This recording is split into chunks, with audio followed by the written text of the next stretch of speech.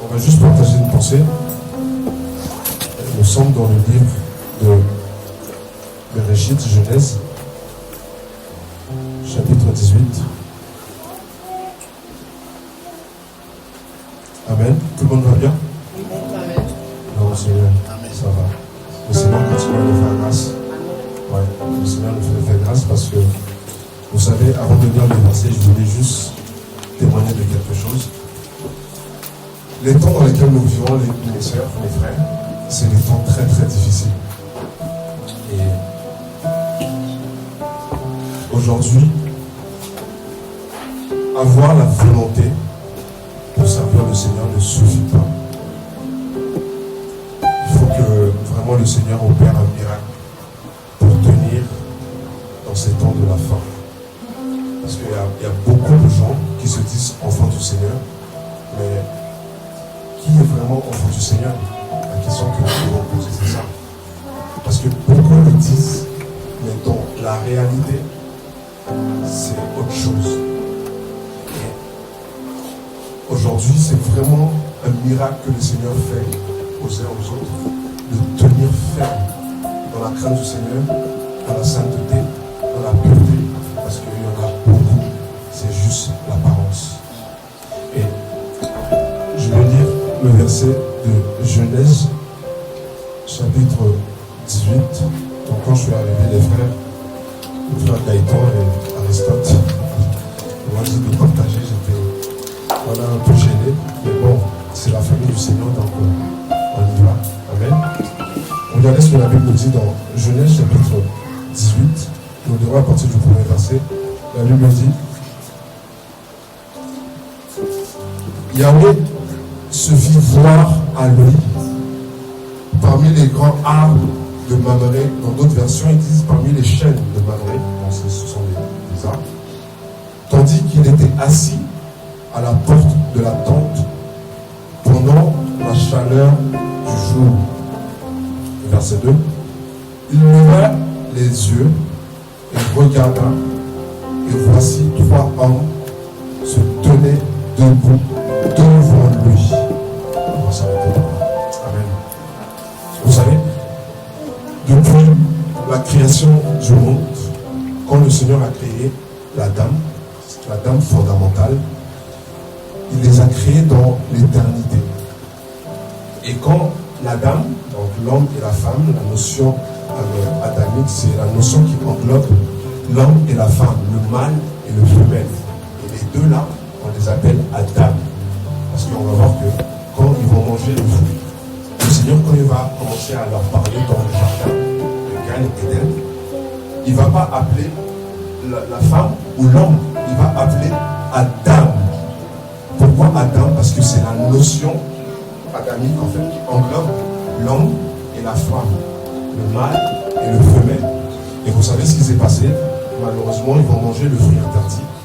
Et depuis qu'ils ont mangé le fruit interdit, jusqu'à notre époque aujourd'hui, en tout cas jusqu'au retour du Seigneur, cette période-là, d'après les Écritures que nous venons de lire, cette période-là est appelée la période de la chaleur du jour.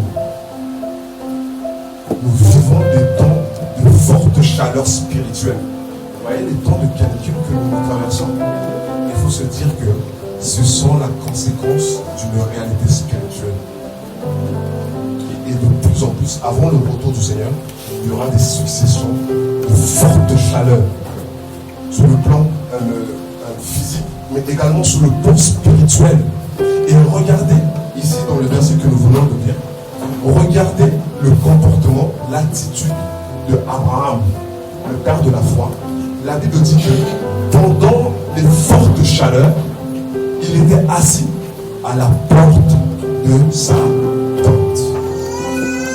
Frères et sœurs, je voulais juste nous encourager que les temps dans lesquels nous sommes, l'attitude que les enfants du Seigneur devront avoir, c'est d'être assis à la porte de la tente. Amen. Vous savez pourquoi? Parce que c'est à ce niveau-là que la rencontre se fait. Parce que c'est quand il va être assis à cette porte-là, il va commencer à lever les yeux et il va voir Adonai. Et on prend un dernier verset pour parler justement c'est quoi en fait au juste les temps de forte chaleur, parce qu'on a compris que les temps de forte chaleur, c'est une période comprise entre la chute d'Adam et le retour visible du Mashiach. Cette période-là, à la lumière des Écritures, c'est la période de forte chaleur. Et regardez ce que la Bible nous dit, frères et sœurs. On prend encore deux derniers versets. Dans Matthieu, chapitre 13. Vous vous rappelez de la parabole des 4 terrains? Hop. Matthieu 13, je lis pour nous.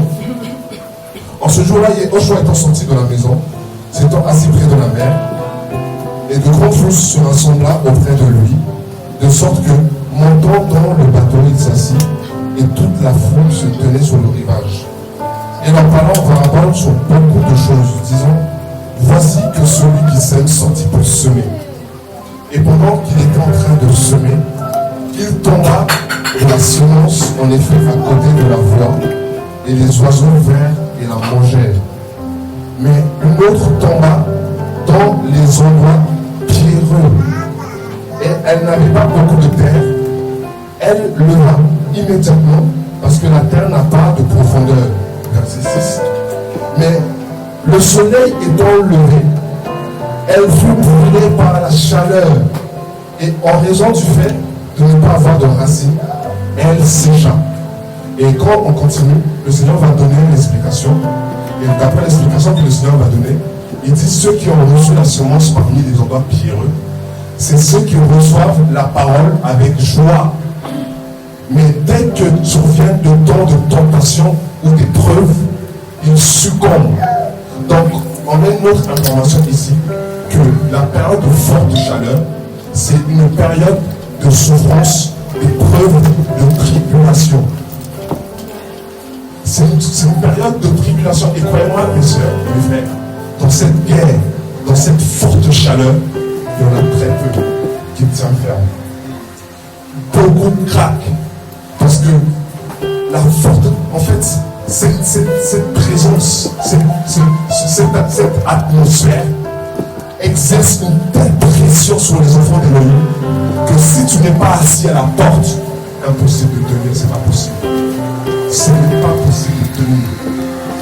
Vous vous rappelez, il y a un verset, le Seigneur disait il disait aux disciples que vous avez des tribulations dans le monde. Et c'est cette période-là. Et il dit quoi? Prenez courage, j'ai vaincu le monde. Mais prenez courage, c'est avoir cette attitude d'être assis à la porte. Et le dernier verset que nous prenons, nous sommes dans Apocalypse. Et regardez ce que la Bible dit, et qui prouve vraiment que cette période-là de forte chaleur, c'est au retour du Seigneur que nous allons être affranchis de cette période-là. C'est pas possible. C'est pour cela, en fait, l'épreuve de notre foi, c'est une épreuve où on est obligé d'être soumis à des épreuves de forte chaleur pour pouvoir être qualifié. Et Apocalypse 7 nous dit, regardez, hop.